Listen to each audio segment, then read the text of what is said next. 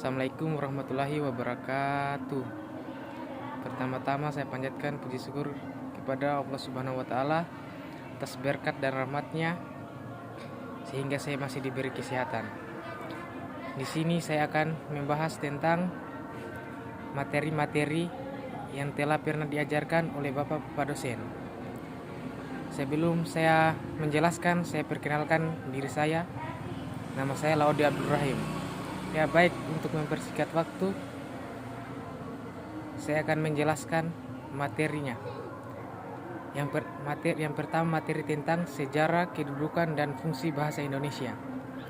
Sejarah bahasa Indonesia sebelum kemerdekaan Indonesia diproklamasikan, bahasa Indonesia merupakan salah satu dialek bahasa Melayu.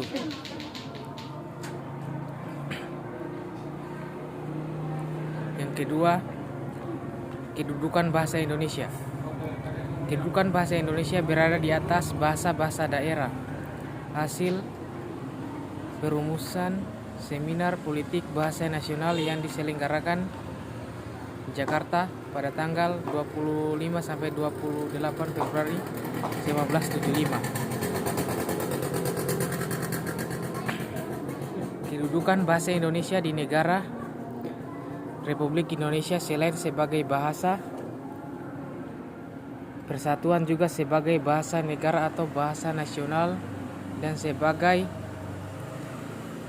budaya. Selanjutnya, fungsi bahasa Indonesia. Adapun fungsi bahasa Indonesia menurut para ahli terbagi menjadi dua, yaitu yang pertama lambang banggaan kebangsaan di dalam fungsinya. Yang kedua lambang identitas nasional bahasa Indonesia. Yang ketiga alat perhubungan antar warga, antar daerah, antar budaya bahasa Indonesia. Yang keempat alat pemersatu suku budaya dan bahasanya. Oke. Selanjutnya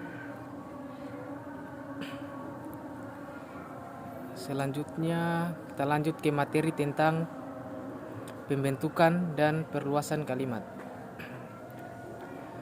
Adapun unsur-unsur pembentukan kalimat, yang pertama itu kata, yang kedua frasa, yang ketiga klausa. Yang selanjutnya bagian-bagian kalimat. Yang pertama itu subjek, predikat, objek, pelengkap, keterangan. Yang selanjutnya, poin selanjutnya macam-macam dan perluasan kalimat. Yang pertama itu kalimat tunggal, yang kedua kalimat majemuk. Jadi kita pindah ke materi selanjutnya, materi tentang pembentukan dan perluasan paragraf. Pengertian paragraf. Paragraf adalah rangkaian kalimat yang disusun secara sistematis dan logis sehingga membentuk kesatuan pokok pembahasan atau paragraf. Selanjutnya, tujuan pembentukan paragraf. Memudahkan pengertian dan pemahaman dengan cara menyekat-nyekat ide pokok atau satu dengan ide pokok lainnya.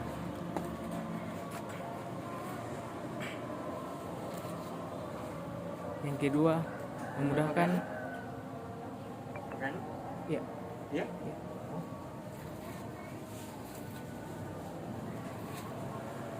Yang selanjutnya jenis-jenis paragraf berdasarkan fungsinya dalam karangan, yaitu yang pertama paragraf pembuka, paragraf penghubung, paragraf penutup. Berdasarkan posisi kalimat utamanya, yaitu paragraf deduktif, paragraf induktif, paragraf penuh kalimat utama.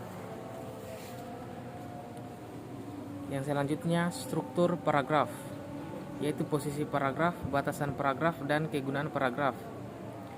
Selanjutnya poin selanjutnya syarat-syarat pembentukan paragraf. Yang pertama itu kesatuan, yang kedua kepaduan, yang ketiga kelengkapan. Kita pindah ke materi selanjutnya tentang ragam bahasa, ragam ilmiah, dan ragam sosial. Ragam bahasa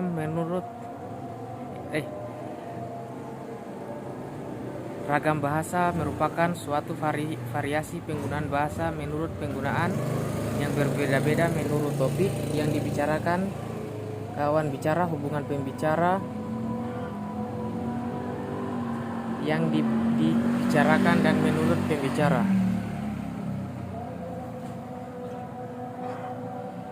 Poin selanjutnya, ragam bahasa lisan, bahasa yang dihasilkan alat ucap manusia. Fungsi ragam bahasa. Yang pertama itu untuk menyatukan ribuan bahasa. Yang kedua sebagai alat pemersatu hubungan antara budaya. Yang ketiga untuk menyatukan beragam kelompok etnis yang berbeda.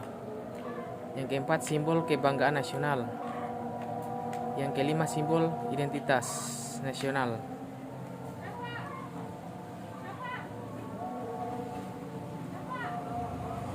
Selanjutnya, pengertian ragam sosial. Ragam sosial yaitu ragam bahasa yang sebagai norma dan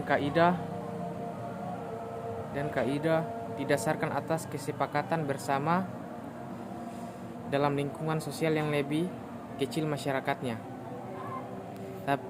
Kita pindah ke materi selanjutnya yaitu ejaan yang disempurnakan atau EYD.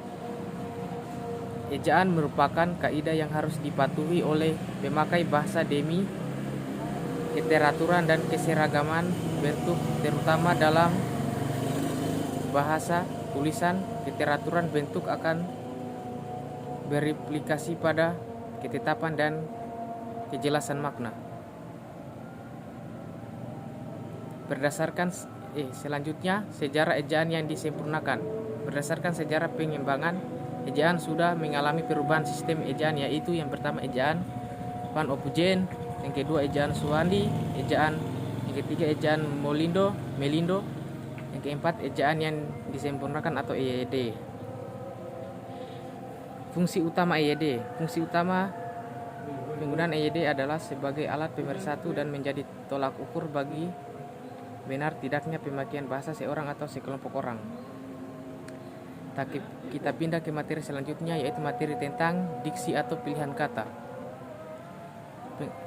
Pengertian diksi. Diksi adalah pilihan kata yang digunakan untuk menyampaikan gagasan, ide kepada lawan bicaranya. Selanjutnya B. Jenis diksi. Pada umumnya kata dibedakan atas makna yang bersifat denotatif dan makna kata yang bersifat konotatif. Diksi arkais. Arkais atau arkais berasal dari bahasa Yunani, artinya dari sebuah masa yang lebih awal dan tidak dipakai lagi sesuai memiliki ciri khas kuno atau antik.